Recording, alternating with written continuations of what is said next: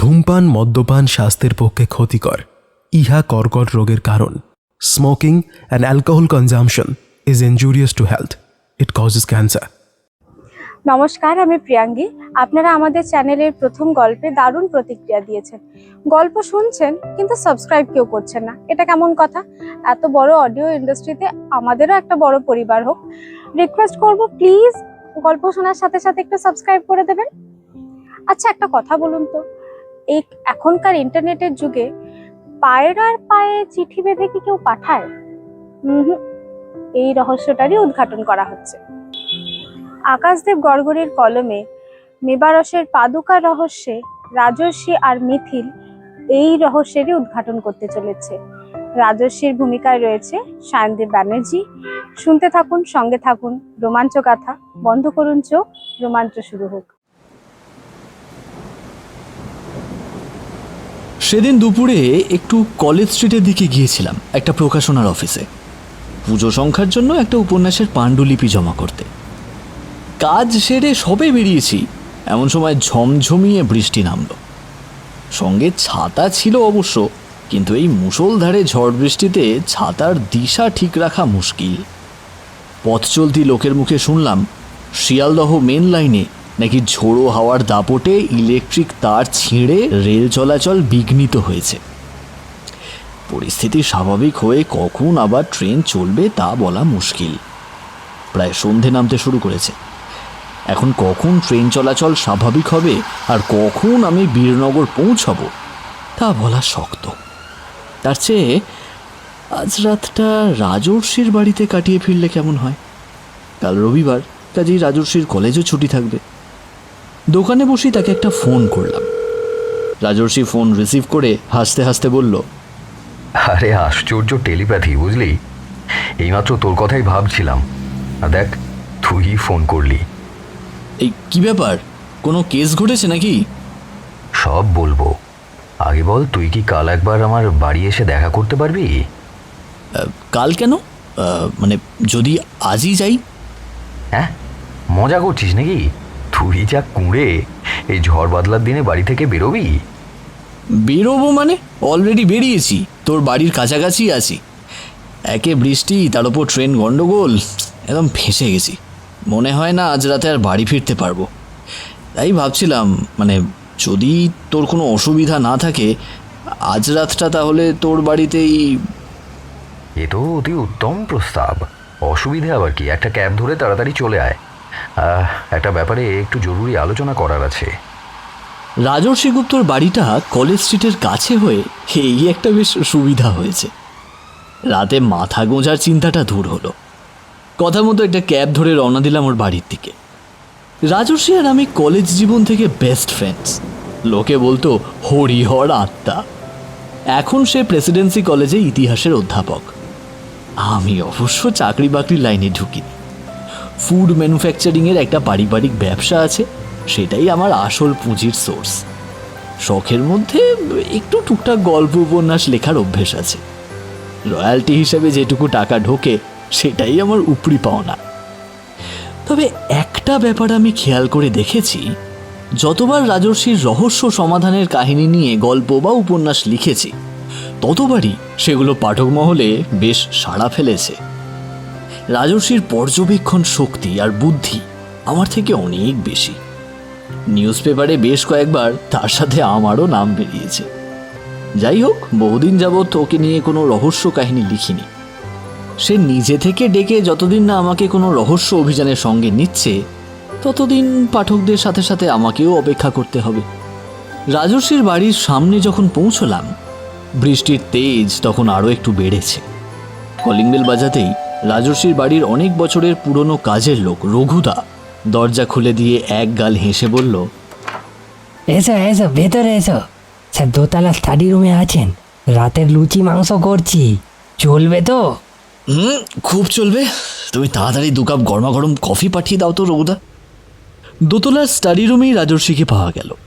সে চেয়ারে বসে table lamp জেলে সামনের টেবিলটার উপর ঝুঁকে আতস কাঁচ দিয়ে কি যেন খুঁটিয়ে দেখছিল।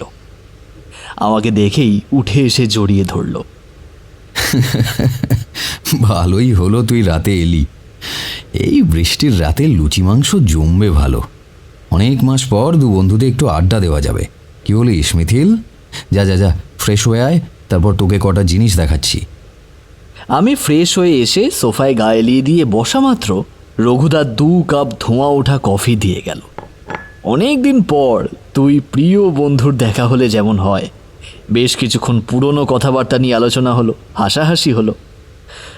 হঠাৎ কেমন একটা ভ্যাপসা গন্ধ আমার নাকে এসে লাগতেই আমি নাকটা কুঁচকে বললাম, এই কেমন একটা বিচ্ছিরি পাখির মতো গন্ধ বেরোচ্ছে না, পাচ্ছিস? ওহো, ওটা? আয়, তোকে একটা জিনিস দেখাই। রাজর্ষি আমায় নিয়ে গেল ওর স্টাডি রুম সংলগ্ন পাশের ছোট ঘরটায়। আলো জ্বালাতেই দেখলাম ঘরের এক কোণায় একটা চৌকো মতো কিছু একটা রাখা রয়েছে। ওপরটা একটা চাদরের ছেঁড়া টুকরো দিয়ে ঢাকা। কাছে এগিয়ে গিয়ে চাদরের ঢাকাটা সরিয়ে দিতেই দেখি সেখানে রয়েছে একটা বেশ বড় সাইজের পাখির খাঁচা। খাঁচার মধ্যে 5টা নধর দেহের লক্কা পায়রা ঘুমোচ্ছিল। প্রত্যেকটারই পালকের রং দুধ সাদা। চোখে আলো পড়তেই তারা ঘাড় তুলে বকবকম শব্দে আমার দিকে তাকালো। রাজর্ষি আবার ওদের চাদরের তলায় ঢেকে দিয়ে ঘরের আলো নিভিয়ে আমাকে নিয়ে স্টাডি রুমে এসে বসলো। এইসব কি কেস? তুই তো কোনোদিন পাখিদের খাঁচায় আটকে রাখার পক্ষপাতী নোস, তুই ওটা পায়রা পুষতে গেলি কেন? মিটিমিটি হাসতে লাগলো রাজর্ষি। এগুলো আমার পোষা পায়রা নয়, দৈবাত আমার কাছে এসে পড়েছে। তবে এগুলো কিন্তু সাধারণ পায়রা নয়, ডাক পায়রা।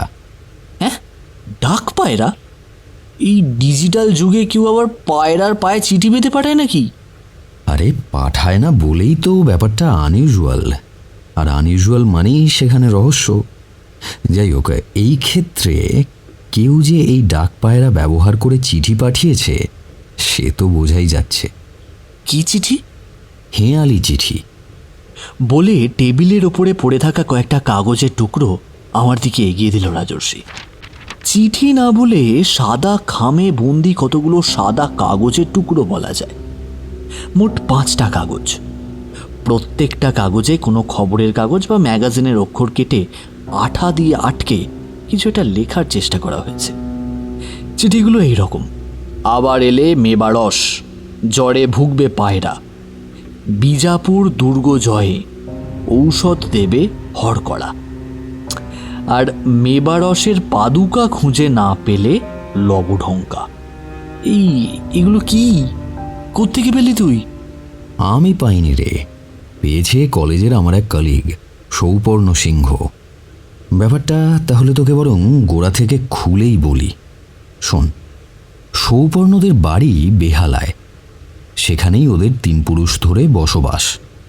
কিন্তু একটা লম্বা সময় ওর ঠাকুরদা আর বড় ঠাকুরদা থাকতেন হরিয়ানার সীমান্তবর্তী একটা গ্রামে। সেই বাড়িতে ওর বড় ঠাকুরদার সময়ে একটা পুরনো জিনিস ছিল। এই সৌমেন্দ্রনাথ সিংহ ছিলেন একজন গ্লোব ট্রটার। দেশ বিদেশ ঘুরে সেখানকার নানা রকম জিনিস কিনে এনে ঘর বোঝাই করতেন। পরে সৌপর্ণর ঠাকুরদা সুরেন্দ্রনাথ সিংহ অনেক জিনিস নিলামে বেচে দিয়ে বেহালায় এসে সৌপর্ণদের বর্তমান বাড়িটা বানিয়েছিলেন। কিন্তু একটা মূল্যবান ঐতিহাসিক জিনিস তার সংগ্রহে ছিল, যেটা তিনি হাতছাড়া করতে চাননি। তবে সেটা যে ঠিক কি তা সৌপর্ণরা অবশ্য কেউ জানত না। ওর ঠাকুরদা ছিলেন হরিয়ানা পুলিশের একজন বড় কর্তা। জীবনের বেশিরভাগ সময় কাটিয়েছিলেন ওই মেওয়াট গ্রামের কাছের একটা কোয়ার্টারে। সৌমেন্দ্রনাথ বাবুর মৃত্যুর পর সেই বাড়িতেই একদিন সুরেন্দ্রনাথ বাবু খুঁজে পান অদ্ভুত সেই জিনিসটা। কিন্তু শেষে একদিন রাতে পুলিশের বাড়িতেই ডাকাত পড়ল। সুরেন্দ্রনাথ বাবু তখন সদ্য রিটায়ার করেছেন। কয়েকদিনের ছুটি কাটাতে গিয়েছিলেন তিনি সিমলাতে। সেই সুযোগে তার বাড়িতে ডাকাত পড়ে। বৃদ্ধ চাকরকে গুলি করে মেরে চুরি করে নিয়ে যায় সেই ঐতিহাসিক জিনিস। তারপর ডিপার্টমেন্টের তৎপরতায় সেই দলের সর্দার ধরা পড়ে। সুরেন্দ্রনাথ বাবুর বুদ্ধির মারপ্যাঁচে সেই দলপতিও অ্যারেস্টেড হয়, আর সেই ঐতিহাসিক জিনিসটাও উদ্ধার করা হয়। বিচারে সেই দলপতি আর তার ছেলের যাবজ্জীবন কারাদণ্ডের সাজা হয়। তখন তার ছেলের বয়স ওই 23 কি 24 হবে। এরপর সুরেন্দ্রনাথবাবু আর মেওয়াট গ্রামে থাকেননি। জিনিসপত্র গুছিয়ে সোজা চলে আসেন বেহালায়। তারপর সেখানেই নতুন বাড়ি বানিয়ে বসবাস শুরু করেন। কিন্তু 12 বছর পর আবার সৌপর্ণদের বাড়িতে একটা অ্যাটাক হয়। বৃদ্ধ সুরেন্দ্রনাথবাবুর শরীর তখন ভেঙে পড়েছে। ডাকাতের দল তাঁর উপর অত্যাচার করায় হার্ট অ্যাটাকে তাঁর মৃত্যু হয়। অগত্যা সেই ঐতিহাসিক জিনিস চুরি করতে না পেরে সমস্ত ঘর লণ্ডভণ্ড করে তারা পালিয়ে যায়। সৌপর্ণর বাবা সুদর্শন সিংহ স্ত্রী আর ছোট সৌপর্ণকে নিয়ে বিয়ে বাড়ি কাটিয়ে ফিরে এসে এই কাণ্ড আবিষ্কার করেন। তারপর থানা পুলিশ হয়। সেই ডাকাত দল ধরা পড়েছিল না পড়েনি সে সম্পর্কে অবশ্য আর বেশি কিছু জানতে পারিনি। কিন্তু সৌপর্ণর বাবা সুদর্শনবাবু কিন্তু জানতেন তার পূর্বপুরুষের সেই ঐতিহাসিক জিনিসটা কোথায় লুকোনো আছে। তিনি একটা ডায়েরিতে ধাঁধা লিখে সেটা লুকিয়ে রেখেছিলেন। বাবার মৃত্যুর মাস তিনেকের মাথায় একদিন হঠাৎ রোড অ্যাক্সিডেন্টে সুদর্শনবাবুর প্রাণ হারান। সৌপর্ণ তখন বেশ ছোট, স্কুলে পড়ে, কাজেই সেই ডায়েরি যে কোথায় লুকোনো আছে তা সে জানত না। সেই ডায়েরি কি খুঁজে পাওয়া গেল? গেল, একদম আকস্মিকভাবেই খুঁজে পাওয়া গেল। সৌপর্ণদের বাড়ির একটা অংশ ভেঙে নতুন করে মেরামত করা হচ্ছিল। তা মিস্ত্রিরা কাজ করতে করতে হঠাৎ চিলে কোঠার ঘর ভাঙার সময় আবিষ্কার করে দেওয়ালের একটা অংশ ফাঁপা। একটু চার মেরে ভাঙতেই দেওয়ালের সেই ফাঁপা অংশ থেকে বেরিয়ে পড়ে চৌকো একটা টিনের বাক্স। তবে সেই বাক্সে তালা মারা ছিল। সৌপর্ণ বাড়িতে ছিল না। মিস্ত্রিরাই সেই তালা ভাঙে। দেখা যায় তার মধ্যে একটা বহু পুরনো ডায়েরি রয়েছে। পরে সৌপর্ণ ফিরলে তার হাতে ডায়েরিটা ওরা তুলে দেয়। হাতের লেখা দেখেই সৌপর্ণ চিনতে পারে এটা ওর বাবার হাতের লেখা। সেদিন সবশুদ্ধ জনাচারেক মিস্ত্রি কাজ করছিল। তাদের সবাইকেই সৌপর্ণ চেনে। সৌপর্ণ সেই ডায়েরি পড়ে বুঝতে পেরেছে জিনিস একটা নয়, দুটো, মানে একটা সেট, যার মধ্যে একটা জিনিস চোরা পাচারকারী দলের পান্ডার কাছ থেকে উদ্ধার করতে পেরেছিল হরিয়ানা পুলিশ। তারপর পাঠিয়ে দেওয়া হয়েছিল স্থানীয় একটা মিউজিয়ামে। কিন্তু সেটের এই দ্বিতীয় জিনিসটা ছিল সৌমেন্দ্রনাথ বাবুর কাছে, এবং সেটাই বংশপরম্পরায় পান সুরেন্দ্রনাথ বাবু। কিন্তু তিনি যে সেটা কোথায় লুকিয়ে রেখেছিলেন তার উদ্ধার করা যায়নি। তাঁর ছেলে সুদর্শন বাবু, মানে আমাদের সৌপর্ণর বাবাই একমাত্র সেটার খোঁজ দিতে পারতেন, কিন্তু বর্তমানে তিনি আর জীবিত নেই। সৌপর্ণ অনেক ছোটবেলায় ওর বাবার কাছে গল্প শুনেছিল বটে, কিন্তু এত বছর পর সেসব আর ওর মনে নেই। জিনিসটা ওর বাবাও কোনোদিন ওকে দেখাননি। সুতরাং এই ধাঁধাগুলোর উত্তর খুঁজেই সেটা যে কি তা বোঝা সম্ভব। সেই ঐতিহাসিক জিনিস লুকোনো আছে সৌপর্ণদের বাড়ির মধ্যেই কোথাও একটা, এবং সেটাই আসল ধাঁধা। সেই ধাঁধার অর্থ ডিকোড করতে পারলেই জিনিসটা উদ্ধার করা যাবে। সৌপর্ণ অবশ্য সেই ধাঁধা উদ্ধার করতে পারেনি। সেদিনে সেই চারজন মিস্ত্রির মধ্যে কেউ সেই ডায়েরি পড়েছিল কিনা সেটাই একটা বড় খটকা। কারণ সেই ডায়েরি উদ্ধার হওয়ার পর থেকেই সৌপর্ণ হঠাৎ করে পায়রার পায়ে বাঁধা চিঠিগুলো পেতে শুরু করে, আর তারপরেই ঘটে আসল বিপদ। বিপদ? কি বিপদ?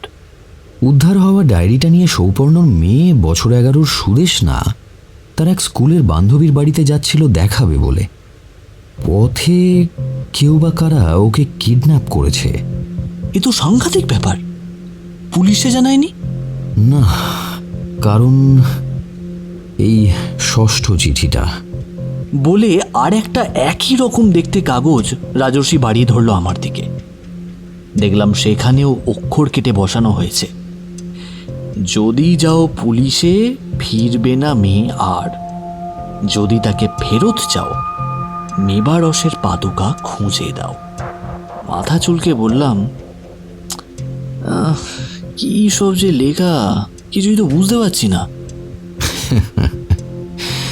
তো কি জানিস, ষষ্ঠ ডাক পায়রাটাকে আমি আর নিজের কাছে এনে রাখতে পারিনি, কারণ সৌপর্ণদের বাড়ির পোষা বিড়ালটা সেটার সদ্গতি করে ফেলেছে। তবে এইটুকু স্পষ্ট বোঝা যাচ্ছে যে এই অপহরণকারীর দলই সম্ভবত পায়রার পায়ে বেঁধে চিঠিগুলো পাঠাচ্ছে এবং তাদের কাছেই বন্দী রয়েছে সুদেষ্ণা। সৌপর্ণকে সেদিন কলেজে চিন্তিত দেখে জিজ্ঞেস করায় ও আমাকে সব খুলে বলল, আর বারবার রিকোয়েস্ট করলো পুলিশকে যেন আমি কিছু না জানাই। আমি আমার মতো করে তাই অনুসন্ধান শুরু করেছি, কিন্তু বিশেষ কিছু এগোতে পারিনি। আচ্ছা রাজর্ষি, শুনেছি প্রেরক পায়রাদের আবার উড়িয়ে না দিলে তারা নিজেদের জায়গায় ফিরে যায়। সেটা করে দেখলে হতো না? না, সে চেষ্টাও করে দেখেছি মিথিল, কিন্তু লাভ হয়নি রে। পায়রাগুলোকে যতবার উড়িয়ে দিই ওরা আবার উড়ে এসে সেই সৌপর্ণদের ছাদেই বসে। এদের এভাবেই ট্রেনিং দেওয়া হয়েছে যাতে কোথা থেকে চিঠিগুলো পাঠানো হচ্ছে তার কোনো ট্রেস না থাকে। খুব বুদ্ধিমান প্রতিদ্বন্দ্বী মানতেই হবে। আচ্ছা, সেই ডায়েরিটাও তো তার মানে এখন সেই প্রতিদ্বন্দ্বী দলের হাতে? হ্যাঁ, তা আছে, তবে সৌপর্ণ বুদ্ধি করে ডায়েরিটার একটা মাইক্রো জেরক্স করিয়ে রেখেছিল। সেটা অবশ্য তার কাছেই আছে, আমার এখনো দেখার সুযোগ হয়নি। দেখি যদি কাল বৃষ্টিটা একটু কমে তোকে নিয়ে একবার ঢু মেরে আসবো বেহালায়। অবশ্য তার আগে আরও একটা কাজ আছে। বুঝলাম, কিন্তু এই চিঠিগুলোতে ছন্দ কেটে কেটে যা লেখা রয়েছে সেগুলোর অর্থ কি কিছু উদ্ধার করতে পেরেছিস? পুরোটা নয়, কিছুটা পেরেছি। তবে আমি ঠিক নাকি ভুল সেটা কনফার্ম করার জন্য তোর হেল্প লাগবে। আমার হেল্প? কীরকম? আসলে হয়েছে কি, আমার কালেকশনে মোগল সাম্রাজ্যের ওপর ভালো কিছু হিস্ট্রি বই ছিল, কিন্তু তাদের মধ্যে কিছু বই ইঁদুরে কেটে দিয়েছে। কিছু বই ধর কয়েকটা স্টুডেন্ট পড়তে নিয়ে গেছে, তারপর আর ফেরত দেয়নি। আর কিছু বই কিছু মাস আগে ঘর গোছানোর সময় কোথায় যে সরিয়ে রেখেছি কিছুতেই আর খুঁজে পাচ্ছি না। এদিকে আমার ন্যাশনাল লাইব্রেরির মেম্বারশিপের কার্ডটাও হারিয়ে গেছে। তোর কার্ডটা তো অ্যাক্টিভ আছে না? তা আছে অবশ্য, পার্সেই আছে। কলকাতার দিকে এলে ওটা সঙ্গেই রাখি। গ্রেট। কাল তো লাইব্রেরি খোলা, বৃষ্টি থামলে কালই যাব। আর তারপর বরং সৌপর্ণর বাড়িতে তোকে নিয়ে ঢু মেরে আসবো। আমাকে আর একটু ডিটেলে স্টাডি করতে হবে, বুঝলি? নইলে এই রহস্যের জট ছাড়ানো যাবে না। হ্যাঁ, সে না হয় বুঝলাম, কিন্তু হঠাৎ মোগল সাম্রাজ্যের ইতিহাস কেন? মিটিমিটি হেসে রহস্যময় ভঙ্গিতে রাজর্ষি জবাব দিল, তার কারণ মোগল সাম্রাজ্যের ইতিহাসের ভেতরই লুকিয়ে আছে এই রহস্যের চাবিকাঠি, মেবারসের পাদুকা।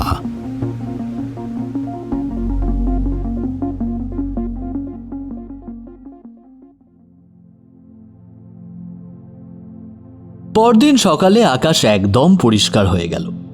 সকাল সকাল ব্রেকফাস্ট করে আমরা একটা ক্যাব নিয়ে সোজা হাজির হলাম ন্যাশনাল লাইব্রেরিতে। সেখানে বসে রাজর্ষি বেশ কয়েক ঘন্টা ধরে এই বই সেই বই ঘেঁটে পার্সোনাল ডায়েরিতে নোট করে নিয়ে অবশেষে হাসি মুখে আমাকে বলল, থ্যাঙ্কস মিথিল, ভাগ্যিস তুই ছিলি। অনেক ধোঁয়াশা পরিষ্কার হলো। যদিও এখনো কিছু খটকা অধরাই রয়েছে, তবু এই ডাক পায়রার পায়ে চিঠি বাঁধা অজ্ঞাত পরিচয় প্রেরক সম্পর্কে কিছু ঘটনা তো জানা গেল। কিরকম, একটু খুলে বল। বলছি, আগে একটা ক্যাব বুক কর, বেহালায় যাব। সৌপর্ণর বাবার লেখা সেই ডায়েরিটা একবার দেখা প্রয়োজন। একটা ক্যাব ডাকা হলো। গাড়িতে উঠে রাজর্ষি বলল, দেখ, মোবারস শব্দটা শুনেই আমার প্রথম খটকাটা লেগেছিল।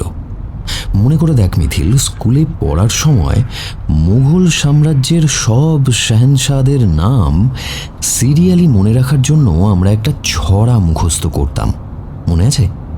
জানি তো, বাবার হয়েছে আবার জ্বর, সারিবে ঔষধে।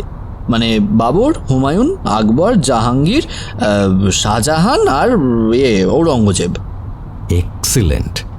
এবার প্রথম, দ্বিতীয় আর চতুর্থ চিঠির প্রত্যেকটা লাইনের প্রথম শব্দগুলো যদি আমরা মেলাই তাহলে দাঁড়াচ্ছে আবার জ্বরে আর ঔষধ।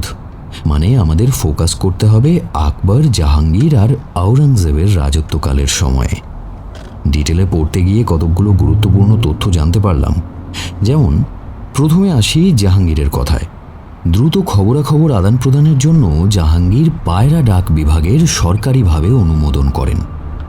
তুজুকি জাহাঙ্গীরের পাতা খুলে দেখলাম এই ডাক পায়রাদের কথা লেখা আছে কবুতর-ই নবাবার শিরোনামে। এদের আলাদাভাবে ট্রেনিং দেওয়া হতো।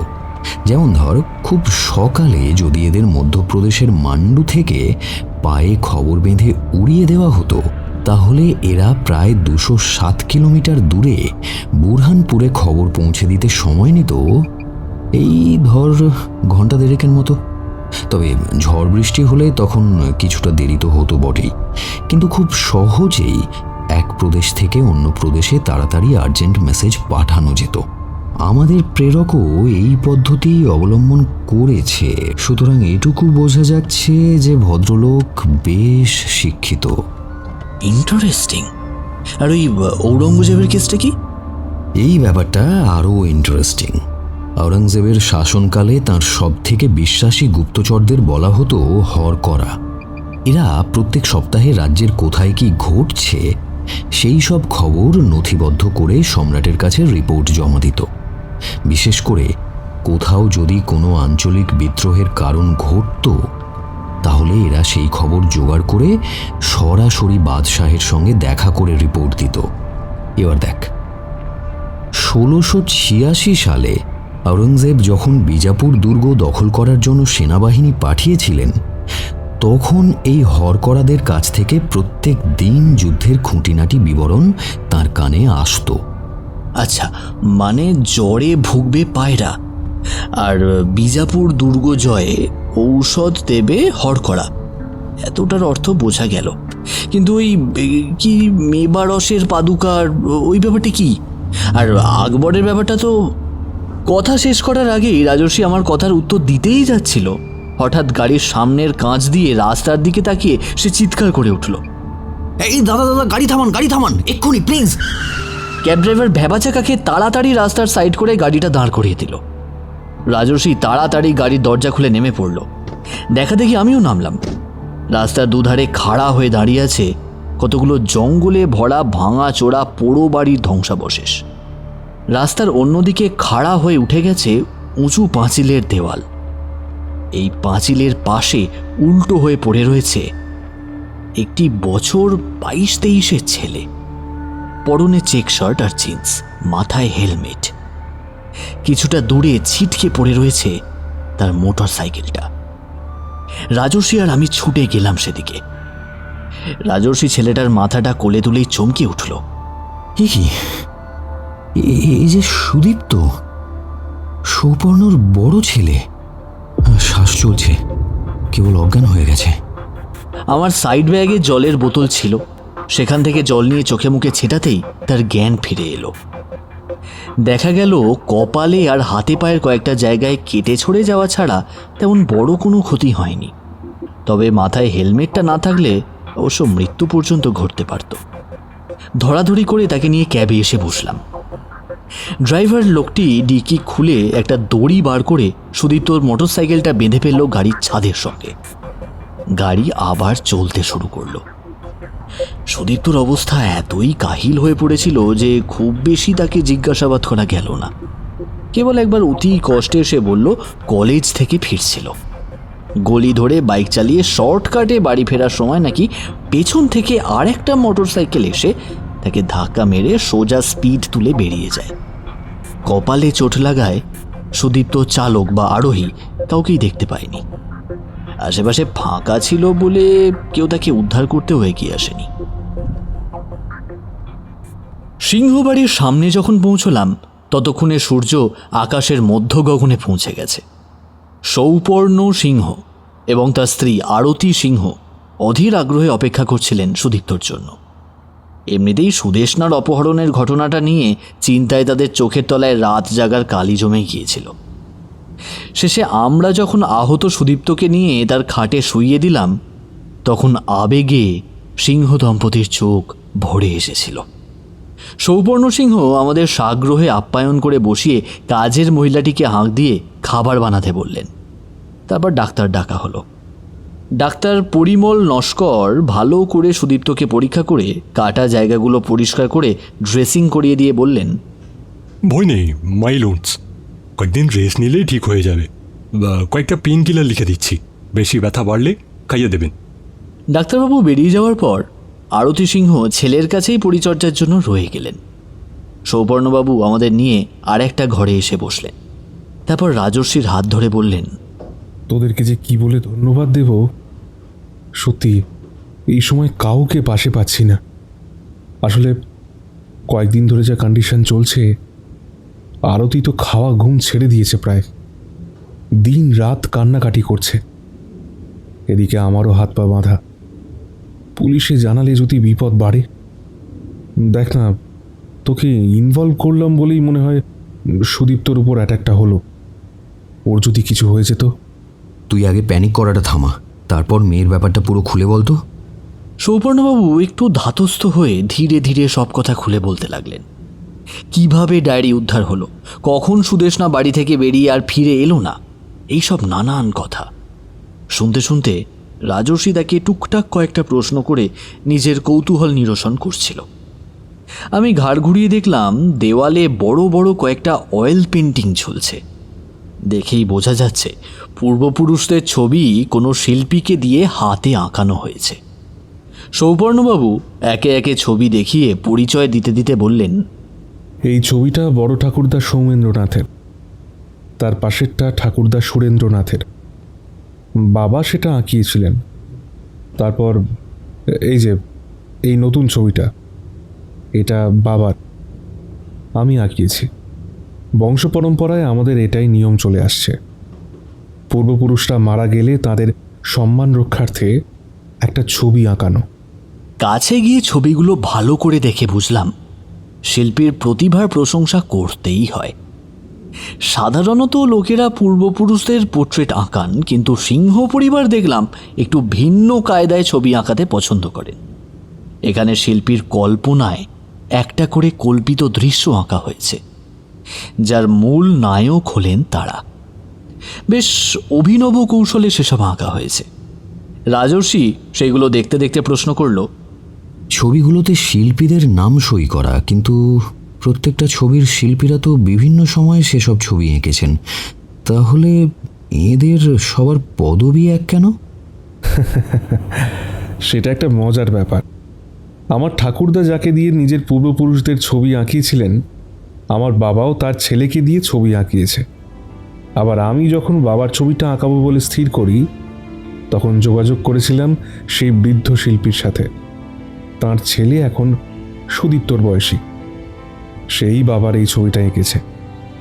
বলতে পারিস ঘোষ শিল্পী পরিবার একরকম বংশ পরম্পরাই আমাদের পূর্বপুরুষদের ছবি এঁকে আসছে। আর ওই ছবিটা? ওটা আমাদের বংশের এক আদি পুরুষের ছবি, সাতকড়ি সিংহ।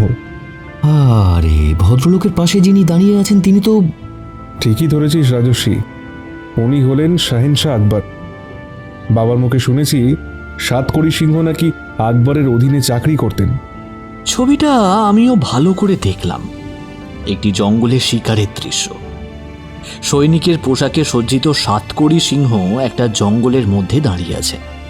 পাশেই ঘোড়ার পিঠে আকবর, তাঁর হাতে খাপ খোলা তলোয়ার। অদূরে গাছের একটা ডালে বসে একটা চিতাবাঘ সম্রাটের ওপর ঝাঁপিয়ে পড়ার প্রস্তুতি নিচ্ছে। তুলির অপূর্ব শৈল্পিক টানে ছবিটা যেন জীবন্ত হয়ে উঠেছে। খেয়াল করলাম রাজর্ষি ঝুঁকে পড়ে ছবিটার পায়ের দিকে দেখছে, তার কপালে ভ্রুকুটি। তারপর সৌপর্ণর দিকে ঘুরে প্রশ্ন করল, আচ্ছা, তোর এই পূর্বপুরুষ কি আকবরের ডাক বিভাগে চাকরি করতেন? ডাক বিভাগ? তা তো ঠিক জানি না ভাই, তবে ওই ডায়েরিটায় হয়তো কিছু থাকলেও থাকতে পারে। পড়তে শুরু করেছিলাম কিন্তু শেষ করতে পারিনি, তার আগেই তো মেয়েটা... ও হ্যাঁ, ভালো কথা। ডায়েরিটার পুরো কপি করিয়েছিলি তো? হ্যাঁ, মাইক্রো জেরক্স করে আমার ভল্টে রেখে দিয়েছি। আচ্ছা সৌপর্ণ, তোর কোনো শত্রু টত্রু আছে? তা তো বলতে পারবো না রাজস্বী, আজকাল কে শত্রু আর কেই বা মিত্র উপর থেকে দেখলে কি বোঝা যায়? তা বটে। মেবারসের পাদুকা যদি আমরা খুঁজেও পাই, তাহলে সেটা সেই লোকগুলো জানবেই বা কি করে? রাজর্ষির কথা তখনও শেষ হয়নি, এমন সময় ঝনঝন করে কাঁচ ভাঙার শব্দ পেলাম। হন্তদন্ত হয়ে তার স্ত্রী ছুটে এসে বললেন, ওগো শিগগির এসো, সকাল থেকে দেখছি বাড়ির বাইরে কারা যেন বাইক নিয়ে ঘুরঘুর করছিল, দুটো লোকও ছিল, এইমাত্র ইট মেরে পালালো, রান্নাঘরের জানলার কাজটা পুরো ভেঙে গেছে, সাবধানে এসো। সৌবর্ণবাবুর পেছন পেছন আমরাও রান্নাঘরে গেলাম। দেখলাম বিশ্রী অবস্থা, চারিদিকে কাঁচের টুকরো ছড়ানো। গৃহকর্তা আর গিন্নি কাজ পরিষ্কারে ব্যস্ত হয়ে পড়লেন। সৌবর্ণবাবু গজগজ করতে করতে বললেন, এ তো ভয়ানক উপদ্রব শুরু করেছে, পুলিশে না জানিয়ে আর উপায় নেই দেখছি। এরই মধ্যে টেঁড়া চোখে দেখলাম রাজর্ষি কাঁচের টুকরো থেকে পা বাঁচিয়ে টুক করে মাটি থেকে তুলে নিল একটা জিনিস। তারপর সকলের অলক্ষ্যে সেটা পকেটে ঢুকিয়ে বলল, দাঁড়া দাঁড়া, পুলিশকে এখনই আগে ভাগে কিছু জানানোর প্রয়োজন নেই, আমি বরং একটু চেষ্টা করে দেখি। সৌবর্ণবাবু এরপর আমাদের নিয়ে গেলেন নিজের ঘরে। ভল্ট খুলে বার করে দিলেন ডায়েরির এক সেট মাইক্রো জেরক্স। রাজর্ষি সেটা নিয়ে নেড়ে চেড়ে দেখে বলল, এটা একটু নিরিবিলিতে বসে পড়বো, বুঝলি? দোতলার দিকের একটা ঘর খালি আছে, তোরা আজ রাতে এখানেই থেকে যা। আকাশে মেঘ করেছে, মনে হচ্ছে বিকেলে আবার বৃষ্টি নামবে, বুঝলি? অগত্যা সেই রকমই ঠিক হলো। কিছুক্ষণ পরেই খাওয়ার ডাক পড়ল। খাওয়া দাওয়া শেষ করে আমরা দোতলার ঘরে এসে বসলাম। সৌপর্ণবাবু আমাদের জন্য ঘরে বিছানা, বালিশ, চাদর সব কিছুরই ব্যবস্থা করে রেখেছিলেন। আমরা ঘরের জানলা খুলে দিতেই দেখলাম আকাশে কালো করে মেঘ জমেছে। ঝমঝম শব্দে আবার বৃষ্টি শুরু হয়েছে। আমার বড্ড ঘুম পাচ্ছিল। বিছানায় লম্বা হলাম। রাজর্ষি বিছানার একপাশে বসে চোখের সামনে একটা আতশ কাঁচ ধরে মাইক্রো জেরক্সের সেটটা পরীক্ষা করছে। জিজ্ঞেস করলাম, তুই রেস্ট নিবি না? তুই ঘুমো, আমি বরং ততক্ষণে ডায়েরিটা পড়া শেষ করি। বেশ ইন্টারেস্টিং লিখেছেন ভদ্রলোক। অগত্যা আমি বিছানায় চোখ বুজে শুলাম। শোয়ার কিছুক্ষণের মধ্যেই ঘুমিয়েও পড়লাম।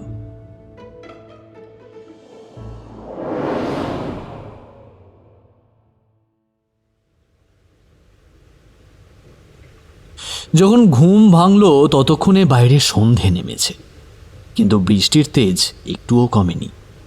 চারপাশে তাকিয়ে রাজর্ষিকে আশেপাশে কোথাও দেখতে পেলাম না। সে গেল কোথায়? সিঁড়ি বেয়ে ডাইনিংয়ে নেমে এসে দেখি সেখানে একটা এলাহি কাণ্ড চলছে। সৌপর্ণবাবু আর আরতি সিংহ সেখানে উপস্থিত। তারা হাঁ করে দাঁড়িয়ে রাজর্ষির কাণ্ড কারখানা দেখছে। রাজর্ষি একটা চেয়ারের ওপর দাঁড়িয়ে হাত বাড়িয়ে কোনো রকমের সাতকড়ি সিংহের তেল রঙের আঁকা ছবিটা দেওয়াল থেকে পেড়ে আনল। ছবিটার যেখানে চিতাবাঘটা ছিল তার ঠিক পেছনে ক্যানভাসের কাপড়ের একটা অংশ ফুলে রয়েছে। রাজর্ষি হাত টিপে টিপে জায়গাটা ভালো করে পরীক্ষা করে বলল, মনে হচ্ছে এখানে কিছু একটা আছে। সৌপর্ণ, তুই এর আগে কোনোদিন ছবিটা নামিয়েছিলি দেওয়াল থেকে?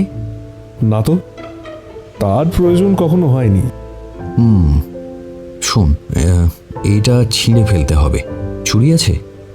আরতি সিংহ রান্নাঘর থেকে একটা বড় ফল কাটার ছুরি এনে দিতেই রাজর্ষি সেই উঁচু হয়ে থাকা ক্যানভাসের কাপড়ের জায়গাটা ফেঁড়ে ফেলল। তারপর ভেতরে হাত ঢুকিয়ে বার করে আনলো একটা ছোট অ্যালুমিনিয়ামের বাক্স, যেটা আবার একটা লাল কাপড়ে মোড়া। মোড়ক খুলতেই দেখা গেল বাক্সের মুখে বন্ধ তালা। শক্ত হাতে সেটা ধরে টানাটানি করে কয়েকটা চাড় মারতেই পুরনো মরচে ধরা তালাটা কড়াং শব্দে খুলে গেল। বাক্সের ডালা খুলতেই আমাদের সবার চোখ কপালে উঠে গেল। কেবল রাজর্ষি অবাক হয়নি, তার ঠোঁটে খেলা করে বেড়াচ্ছে এক চিলতে হাসির রেখা। বাক্সের মধ্যে যত্ন করে রাখা রয়েছে একটা মানুষের পায়ের সাইজের জুতো, সম্ভবত সীসার তৈরি। একটু অদ্ভুত চোঙার গড়নের দেখতে। সাতকড়িবাবুর উচ্চতা যে খুব বেশি ছিল না সেটা ছবি দেখেই বুঝেছি। এটাই যে তার পায়ের এক পাটি জুতো সেটা বিশ্বাস করতে অসুবিধা হলো না। রাজর্ষি সেই জুতোর পাটিটা বার করে সবাইকে দেখিয়ে সামান্য হেসে বলল, এটাই তো সেই ঐতিহাসিক জিনিস, মোবারসের পাদুকা, অর্থাৎ সাতকড়ি সিংহের আর এক পাটি জুতো। এই পাদুকা নিয়েই তো এত সব কাণ্ড, যার আরেকটা পাটি রাখা রয়েছে হরিয়ানার এক স্থানীয় মিউজিয়ামে। এটা তুই খুঁজে পেলি কিভাবে? কেন, ডায়েরি লেখা পড়ে। তবে সম্ভবত যে বা যারা তোর পেছনে লেগেছে তারাও মানেটা উদ্ধার করতে পেরেছে। কে এই কাজ করছে? তুই ডায়েরি পড়ে কিছু উদ্ধার করতে পেরেছিস কি? একটা ব্যাপারে অবশ্য খটকা লাগছে, কিন্তু আমি এখনো শিওর হতে পারছি না। আচ্ছা রাজর্ষি, এই মেবারাসের ব্যাপারটা কি? সকালে ক্যাবে আসার সময় তো পুরোটা শোনা হয়নি। আমরা সবাই এরপর চেয়ারে এসে বসলাম। আরতি সিংহ আমাদের জন্য গরম চা নিয়ে এলেন। চা খেতে খেতে রাজর্ষি সৌপর্ণবাবুকে খুলে বলতে লাগলো সব কথা। শাহেনশাহ আকবরের রাজত্বকালে যে পদাতিক ডাক পরিবাহকরা ছিল তাদেরই নাম মুবারাস। শোনা যায় এরা নাকি হাওয়ায় ভেসে ঝড়ঝঞ্ঝা উপেক্ষা করে খুব জোরে ছুটে এক ডাককেন্দ্র থেকে অন্য ডাককেন্দ্রে চিঠির খবর পাঠিয়ে দিয়ে আসতো। প্রাদেশিক সুবেদারদের কাছে শাহেনশাহর ফরমান পৌঁছে দিত। অনেক দূর থেকে দূরতম স্থানেও শুধু দৌড়ে খুব কম সময়ে তারা সেখানে খবর পাঠিয়ে দিতে পারত। তোদের এই আদিপুরুষ সাতকড়ি সিংহ আকবরের পদাতিক বাহিনীর ডাক পরিবাহক দলেই ভর্তি হয়েছিলেন এবং তিনি সময়ে অসময়ে শাহেনশাহকে অনেক সাহায্য করেছিলেন। তখন বেশিরভাগ ডাক পরিবাহক রানারদের বাছাই করা হতো বর্তমান হরিয়ানা সীমান্তের মেওয়াট গ্রাম থেকে। তা তোদের এই পূর্বপুরুষ ভাগ্যান্বেষণে সেখানে উপস্থিত হয়েছিলেন। তারপর তিনি শাহেনশাহর রানার নিয়োগ পরীক্ষায় পাশ করে দলে ভর্তি হয়ে যান। সেই সময় তিনি নাকি সবচেয়ে দক্ষ রানার ছিলেন। মেবারাসের পরিচয়ের বাইরেও তার আরও একটা পরিচয় ছিল। তিনি শাহেনশাহর খাস গুপ্তচর ছিলেন। দেশের বা রাজ্যের কোথায় বিদেশি সৈন্য গাড়টি গেড়েছে বা কোথায় শাহেনশাহর বিরুদ্ধে আঞ্চলিক বিদ্রোহের রোষের আগুন জ্বলে উঠতে চলেছে, এই সব খবর তিনি শাহেনশাহকে এনে দিতেন। স্বাভাবিকভাবেই আকবর আগেভাগে সেই খবর পেয়ে বিদ্রোহ দমন করতে সেখানে সৈন্য পাঠিয়ে দিতেন এবং এই সাতকড়ি সিংহকে আকবর এতটাই বিশ্বাস করতেন যে শিকারে গেলেও তিনি তাকে সঙ্গে নিয়ে যেতেন। একবার হয়েছে কি, আকবরের শাসনে অতিষ্ঠ হয়ে আঞ্চলিক বিদ্রোহের আগুন জ্বলে ওঠে রাজ্যে। সেই বিদ্রোহের নেতা ছিলেন মহাবীর সচদেব। তিনিও একসময় আকবরের মেবারস দলেই ডাক পরিবাহকের চাকরি করতেন। সেই সময় মহাবীর সাতকড়িবাবুর বিশেষ বন্ধু ছিলেন। তবে সেই বন্ধুত্ব চিরস্থায়ী হয়নি, তা পরিণত হয়েছিল জাত শত্রুতায়। একবার ভুল খবর আনার অপরাধে শাহেনশাহর সৈন্যরা নাকি তার ঘর আগুনে পুড়িয়ে ছারখার করে দিয়েছিল। তার অন্তঃসত্ত্বা স্ত্রী সেই অগ্নিকাণ্ডে পুড়ে মারা যায় আর মহাবীরকে চাকরি থেকে বহিষ্কার করা হয় এবং প্রাণদণ্ডের আদেশ দেওয়া হয়। আকবরের সময়ে একটা কঠোর নিয়ম ছিল, কেবলমাত্র সত্যি খবরই সরাসরি তার সাথে দেখা করে কানে পৌঁছে দিতে হবে। কোনো রকম গুজব বা ভুল খবর দিলে শাস্তি হলো প্রাণদণ্ড। এই মহাবীরের ভুল খবরের জন্য সেবার রাতে দরগা থেকে ফেরার সময় শাহেনশাহর উপর গুপ্ত ঘাতকদের আক্রমণ হয়। ভাগ্যক্রমে সেদিন সাতকড়িবাবু তাঁর অসীম সাহস আর বলের পরাক্রমে গুপ্ত ঘাতকদের পরাজিত করে শাহেনশাহর প্রাণ বাঁচিয়েছিলেন। কিন্তু এই ঘটনার পর আকবর কিছুতেই মহাবীরকে ক্ষমা করতে পারেননি। সেই রাতে যখন শাহেনশাহর সৈন্যরা মহাবীরের বাড়িতে আগুন লাগিয়ে দেয়, মহাবীর তখন রাতের অন্ধকারে মিশে গা ঢাকা দেয়। তারপর তাকে আর খুঁজেই পাওয়া যায়নি। তবে তিনি পালিয়ে গেলেন ঠিকই, কিন্তু প্রতিশোধের আগুন তার মনে দাউ দাউ করে জ্বলতে থাকলো। এদিকে সাতকড়ি সিংহ ততদিনে হয়ে উঠেছেন আকবরের আরও কাছের মানুষ। পদোন্নতি হয়ে তিনি তখন মেবারসের কমান্ডার, শাহেনশাহর নিত্য সঙ্গী। এই সময়ে একদিন আকবর জঙ্গলে শিকার করতে গিয়ে হিংস্র চিতাবাঘের মুখে পড়েন। তবে শাহেনশাহকে সাতকড়ি সিংহ তলোয়ার চালানোর সুযোগ দেননি সেদিন। হাওয়ার বেগে ছুটোছুটি করতে করতে তার পা এতটাই শক্ত হয়ে গিয়েছিল যে তিনি কেবল স্রেফ পায়ে সীসার জুতো পরেই এক জোরদার লাথি কষিয়ে চিতাবাঘটার মাথা গুঁড়িয়ে দিয়েছিলেন। দূর দূরান্ত ছুটোছুটি করতে করতে তার পায়ে নাকি এমন সাংঘাতিক জোর হয়েছিল যেন ঠিক স্টিলের পা। এই ঘটনাটার কথা ডায়েরিতে এতবার লেখা আছে যে জিনিসটা যে এই ছবিটার মধ্যেই লুকোনো আছে সেটা আমি ডায়েরি পড়েই বুঝতে পেরেছিলাম। তারপর হঠাৎ শাহেনশাহর খাস বন্ধু এক প্রাদেশিক সুবেদার চিঠি পাঠালেন শাহেনশাহর ওপর আবার গুপ্ত আক্রমণ হতে পারে। ছত্রভঙ্গ বিদ্রোহীদের একত্র করে ততদিনে মহাবীর হয়ে উঠেছে তাদের দলনেতা। তাদের এখন একমাত্র লক্ষ্য আগামী শনিবার যখন শাহেনশাহ দরগা থেকে ফিরবেন সেই পথেই তাকে হত্যা করা হবে। আগেরবারের তুলনায় এবার নাকি এরা দলে আরো ভারী এবং অস্ত্রশস্ত্রও অনেক বেশি। তখন বারবার বৈদেশিক শত্রুর আক্রমণে শাহেনশাহ এতটাই বিপর্যস্ত হয়ে পড়েছিলেন যে তার মন্ত্রিমণ্ডলীর থেকে বেশি সাতকড়ি বাবুকে তিনি ভরসা করতেন। এই খবর পাওয়া মাত্রই তিনি গোপনে সাতকড়ি সিংহকে ডেকে পরামর্শ করতে বসলেন। অনেক আলোচনার পর ঠিক হলো সেদিন সন্ধেতে শাহেনশাহ দরগা পরিদর্শনে যাবেন না, তার পরিবর্তে যাবেন সাতকড়ি সিংহ। অবশ্যই আকবরের ছদ্মবেশে। সাতকড়িবাবুর প্রভুভক্তি এতটাই বেশি ছিল যে তিনি শাহেনশাহর জন্য প্রাণপাত করতেও দুবার ভাবতেন না। তার প্রভুভক্তিতে তুষ্ট হয়ে আকবর নিজের মধ্যমা থেকে একটা হীরের আংটি খুলে পরিয়ে দিয়েছিলেন সাতকড়িবাবুর আঙুলে। তবে সেই রাতে শাহেনশাহর প্রাণ রক্ষা করতে গিয়ে সেই গুপ্ত ঘাতকদের হাতে তিনি প্রাণ দিয়েছিলেন। তাকেই শাহেনশাহ ভেবে হত্যা করা হয় এবং মহাবীর তাঁর পায়ের জুতো আর আংটি খুলে নিয়ে রাতের অন্ধকারে মিশে পালিয়ে যান। তবে শাহেনশাহর ছদ্মবেশ নেওয়ার পরেও কেবল ওই জুতোটাই তিনি পা থেকে খুলতে চাননি। যাই হোক, এরপর বিদ্রোহীদের অনুসরণ করে শাহেনশাহর সৈন্যরা তাদের ধরে ফেলে এবং হত্যা করে। কেবল মহাবীর পালিয়ে যায়, তাকে আর খুঁজে পাওয়া যায়নি। আমার ধারণা সৌমেন্দ্রবাবু তো গ্লোব ট্রটার ছিলেন। কোথা থেকে যেন সেই জুতো জোড়া তাঁর হাতে এসে উপস্থিত হয়। তারপর সেটা পেয়েছিলেন সুরেন্দ্রনাথ বাবু। তাঁর বাড়িতে যে ডাকাত পড়েছিল সে মহাবীরেরই এক বংশধর ছিল। আমি আমার এক পুরনো বন্ধুকে ফোন করে কনফার্ম হয়েছি, সে হরিয়ানা পুলিশে আছে। সেই ডাকাতের দলপতির নাম ছিল মহেশ সচদেব। তার ছেলে সুরজ সচদেবও ধরা পড়েছিল। আমার ধারণা জেল থেকে ছাড়া পাওয়ার পর থেকেই সে তোদের পরিবারের ওপর আঘাত হানতে থাকে।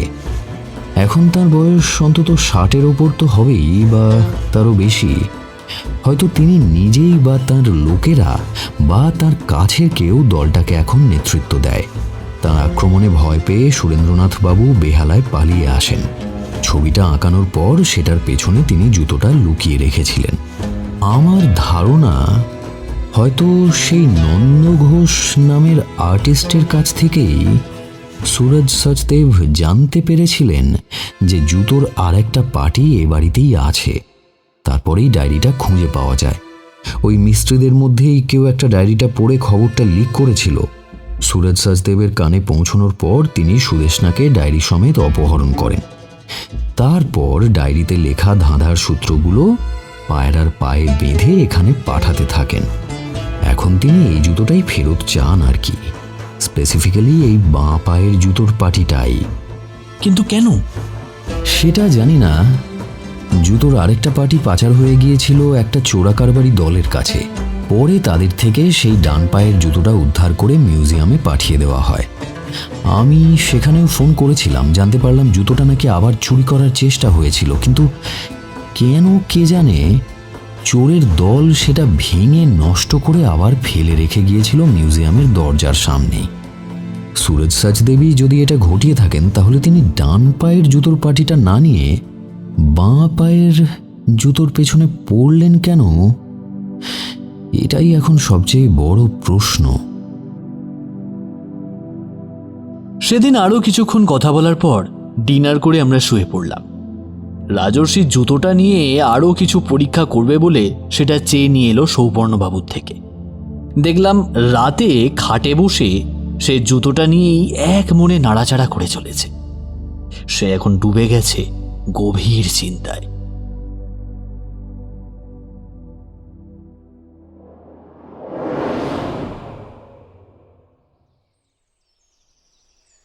পরদিন সকালে আকাশ আবার পরিষ্কার হতেই রাজর্ষি একটা কাণ্ড করল। তার নির্দেশে সৌপর্ণবাবু বাজার থেকে একটা বেশ নধর সাইজের সাদা পায়রা কিনে নিয়ে এলেন। ছাদে উঠে রাজর্ষি সেটাকে উড়িয়ে দিল। পায়রাটা উড়তে উড়তে দূরে মিলিয়ে গেল। এটা কি হলো? সাতকড়িবাবুর জুতোটা যে আমরা খুঁজে পেয়েছি, এটাই তার সিগন্যাল। আমার ধারণা সুরজ সাজদেব নিশ্চয়ই লোক লাগিয়ে তোদের বাড়ির ওপর নজর রাখছেন। এতক্ষণে তারা দূরবীন দিয়ে পায়রাটাকে উড়তে দেখে নিয়েছে। মানে তুই সত্যি ওই মেবারসের পাদুকা লোকটার হাতে তুলে দিবি? হ্যাঁ, তাছাড়া আর উপায় কি? সুদেশনাকে তো ফিরিয়ে আনতে হবে নাকি? এরপর আমরা মেবারাসের পাদুকা বগল দাবা করে বেরিয়ে এলাম বাইরে। রাজর্ষি সৌপর্ণবাবুর কাঁধে হাত রেখে বলল, কোনো চিন্তা করিস না, আজকের মধ্যেই তোর মেয়েকে তোদের কাছে ফিরিয়ে নিয়ে আসবো। আরও দু একটা ফোন সেরে নিল রাজর্ষি। শুনতে পেলাম একটা ফোন করলো ওর কলেজে আর একটা থানায়। রাস্তায় বেরিয়ে একটা ট্যাক্সি নিয়ে চড়ে বসলাম তাতে। রাজর্ষি কলকাতারই একটা ঠিকানা বলল পাঞ্জাবি ড্রাইভারকে। গাড়ি চলতে শুরু করলো। আমরা যাচ্ছিটা কোথায়? মধুসূদন স্ট্রিট। সেখানে কি? সেখানেই তো আসল মামলা। সুরজ সাজদেবের সাথে সেখানেই তো মোলাকাত করতে হবে। তুই কিভাবে এত শিওর হলি? রাজর্ষি পকেট থেকে একটা কাগজের টুকরো বার করে আমার দিকে এগিয়ে দিল। খুলে দেখি সেখানে লেখা রয়েছে একটা ঠিকানা, মধুসূদন স্ট্রিটের পাশের পরিত্যক্ত গলি। কাগজে লাল কালিতে লেখা রয়েছে একটি নির্দেশ, মেবারাসের পাদুকা খুঁজে পেলে প্রথমে ছাদ থেকে একটা সাদা পায়রা ওড়াতে, তারপর ট্যাক্সি চড়ে সোজা ঠিকানায় চলে আসতে। পুলিশকে জানালে সুদেশনার দেহ টুকরো টুকরো করে সিংহ ভবনে পার্সেল করা হবে। এই কাগজটা তুই কোথায় পেলি? কাল দুপুরে যখন রান্নাঘরের কাঁচ ভাঙার শব্দ পেয়ে ছুটে গেলাম, মনে আছে? তখনই এটা কুড়িয়ে পেয়েছিলাম। একটা পাথরের টুকরোতে কাগজটা বেঁধে ছুঁড়ে মেরেছিল।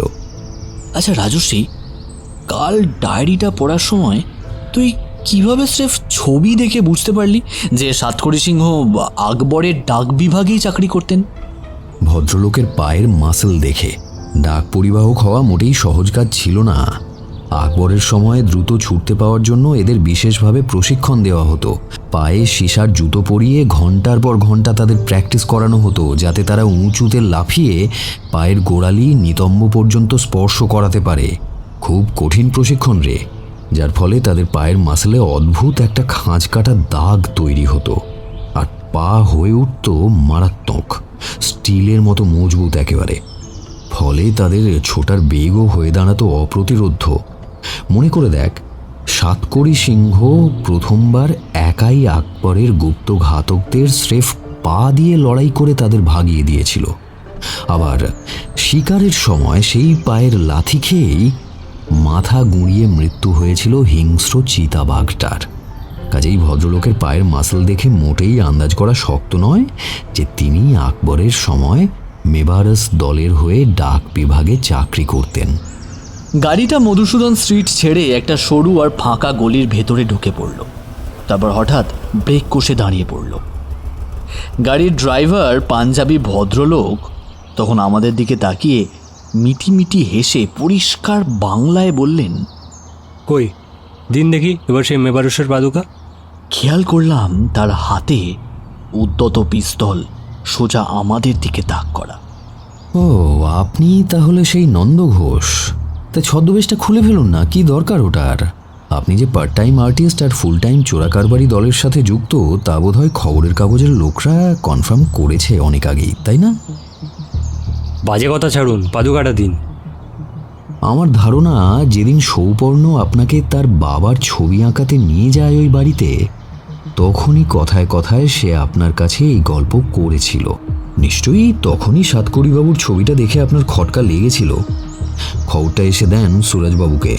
তারপর সুদেশনাকে কিডন্যাপ করা হলো, সাথে ডায়েরিটাও। ডায়েরিটা পড়ে কনফার্মড হলেন যে ওই ছবিটার পেছনেই পাদুকাটা লুকোনো আছে। আর তারপর থেকেই সুরজবাবুর পায়রা পাঠানো শুরু হলো, তাই তো? সুদীপ্তর ওপরেও অ্যাটাক করালেন আপনারা। উদ্দেশ্য একটাই, মেবারসের পাদুকাটা হাতানো। বাহ, আপনি দেখছি সবটাই ধরে ফেলেছেন। আপনি যে ধরে ফেলবেন সেটা অবশ্য স্যারও আমাকে অনেক আগেই বলেছিলেন। তিনি আপনার বুদ্ধির খুব প্রশংসা করেছিলেন। যাই হোক, বাজে কথা রেখে এবার সুরসুর করে জিনিসটা আমাকে দিয়ে দিন দেখি। তোমাকে কেন দেবো বাপু? তোমার স্যারের কাছে দেবো তো, তার কাছে নিয়ে চলো। সেটা সম্ভব নয়। স্যার এখন একটা কাজে ব্যস্ত। এসব ছোটোখাটো কাজে তিনি সময় নষ্ট করেন না। দিন বলছে, আমাকে দিন। আগে সুদেশনাকে অক্ষত শরীরে ফিরিয়ে দিতে হবে, তারপর দেব। সেটা নিয়ে আপনাকে ভাবতে হবে না। আপনারা ও বাড়ি ছেড়ে যাওয়ার পরই মেয়েটাকে নিয়ে রওনা হয়ে গেছে আমাদের লোক। সঠিক সময়ে তাকে সৌপর্ণ সিংহের হাতে হ্যান্ডওভার করে দেওয়া হবে। পাদুকাটা হাতে পেলেই আমি সিগন্যাল দিয়ে দেব। বিশ্বাস না হলে এই যে দেখুন। নন্দঘোষ ততক্ষণে মেকআপ তুলে ফেলেছে। ছদ্মবেশের আড়াল থেকে বেরিয়ে পড়েছে একটা ধূর্ত মুখ। সে পিস্তল দেখিয়ে আমাদের বার করে আনলো গাড়ির বাইরে।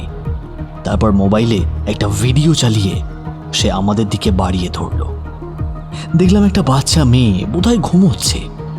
তাকে নিয়ে সিংহ ভবনের ঠিক বাইরে একটা গাড়ির মধ্যে অপেক্ষা করছে কয়েকটা লোক। বুঝলাম মেবারসের পাদুকা নন্দর হাতে তুলে না দিলে সে সুদেশনাকে ছাড়বে না। অগত্যা রাজর্ষি চুপচাপ কাগজে মোড়া জুতোর বাক্সটা তুলে দিল নন্দ ঘোষের হাতে। নন্দর ঠোঁটের কোণে হাসি চওড়া হয়ে উঠল। সে বাক্সটা নিয়ে ফোনে কাউকে একটা নির্দেশ দিল সুদেশনাকে সিংহবাড়ির সামনে নামিয়ে ফিরে আসতে। এবার মাথার ওপর হাত তুলে পেছনে ঘুরে চুপচাপ এখান থেকে হেঁটে বেরিয়ে যাবেন। কোনো রকম চালাকি করলে কিন্তু সোজা গুলি চালাবো। সবে গলিটার মুখ পর্যন্ত পৌঁছেছি, ঘাড় ঘুরিয়ে দেখলাম নন্দ সীসার জুতোটার পেছনে গোড়ালির দিকটা টান মেরে খুলে ভেতরে আতিপাতি করে কি যেন খুঁজছে। তার মুখ থমথমে। এই দাঁড়ান দাঁড়ান, ভেতরে আসল জিনিসটা কই? বোকা পেয়েছেন? দাঁড়ান বলছি। বললে সে পিস্তল উঁচিয়ে আবার আমাদের দিকে ছুটে এলো। রাজর্ষি চিৎকার করে বলল, দৌড়ো মিথিল, দৌড়ো, ডান দিকে দৌড়ো, তাড়াতাড়ি। উত্তেজনায় আমি ডান দিকে দৌড়লাম আর রাজর্ষি বাঁ দিকে ছুটতে শুরু করলো। নন্দঘোষ প্রথমে ভ্যাবাচাকা খেয়ে গেল, তারপর পিস্তল বাগিয়ে ছুটে গেল রাজর্ষির পেছনে। কিন্তু গলির মুখ থেকে ছুটে বেরোতে গিয়েই ঘটে গেল অঘটনটা। একটা পুলিশের জিপ হর্ন দিতে দিতে গলির দিকে দ্রুত বেগে ধেয়ে আসছিল। নন্দঘোষ পিস্তল বাগিয়ে সেই দিকে ছুটে আসতেই পুলিশের জিপটা সশব্দে ওকে একটা ধাক্কা মারল। নন্দ চিৎকার করে ছিটকে পড়ল কিছু দূরে। পুলিশের গাড়ি থেকে নেমে এলো কয়েকজন পুলিশ। আমি যতক্ষণে কাছাকাছি পৌঁছলাম দেখি রক্তাক্ত নন্দঘোষের দেহটা তারা নেড়ে চেড়ে পরীক্ষা করে দেখছে। স্থানীয় থানার ইন্সপেক্টর সারাফত আলী সাহেব রাজর্ষির সঙ্গে কথা বলছেন। আমাকে দেখে সে হাসি মুখে এগিয়ে এসে বলল, আলী সাহেব খুব কাজের লোক। ফোন পেয়েই আমাদের গাড়িটার পেছন পেছন ফলো করে ঠিক এখানে চলে এসেছে। নন্দঘোষ কি মারা গেল? না না, আহত হয়েছে। ট্রিটমেন্ট শুরু করলেই জ্ঞান ফিরে আসবে। আশা করছি তার পেট থেকে আলী সাহেব ঠিক সুরজ সাজদেব বা তার দলের বাকিদের ঠিকানা বের করে ফেলবেন। 1 মিনিট রাজর্ষি। নন্দ তখন বলেছিল জুতোর মধ্যে নাকি আসল জিনিসটা খুঁজে পায়নি। কি সেই জিনিস? পাবে কি করে? কাল রাতে তুই যখন ঘুমোচ্ছিলি তখনই তো আমি জুতোর পেছনের গোড়ালির খাঁজটা খুলে জিনিসটা আগেভাগেই বের করে নিয়েছিলাম। তুই কি ভাবলি কেবল মেবারসের পাদুকার জন্য এতবার সিংহ পরিবারের ওপর আক্রমণ হয়েছে? আরে তা নয়, ওদের আসল লক্ষ্য ছিল এইটে। বলে জামার ভেতরের পকেট থেকে সে বের করে আনলো একটা বেশ বড় সাইজের আংটি। তারপর আঙুলে পড়ে বলল, কাল বললাম না সাতকড়িবাবুকে মারার পর মহাবীর ভদ্রলোকের জুতো আর শাহেনশাহ আকবরের সেই হাতের আংটিটা খুলে নিয়ে পালিয়ে গিয়েছিল। আসলে ওই আংটিটাই ছিল ওদের সবার পাখির চোখ। এটার ঐতিহাসিক মূল্য বর্তমান বাজারে অমূল্য। মেবারাসের পাদুকা নয় মিথিল, এই আংটিটার জন্যই এত কাণ্ড হচ্ছিল। বাইরে তখন মেঘের ফাঁক দিয়ে ঝলমলে রোদ বেরিয়েছে। লক্ষ্য করলাম সেই রোদে রাজর্ষির মধ্যমায় জ্বলজ্বল করছে কারুকার্য শোভিত সোনার আংটিটির মাথায় বসানো প্রমাণ সাইজের একটা খাঁজ কাটা হীরের টুকরো, অর্থাৎ শাহেনশাহ আকবরের ব্যবহৃত সেই হীরের আংটি।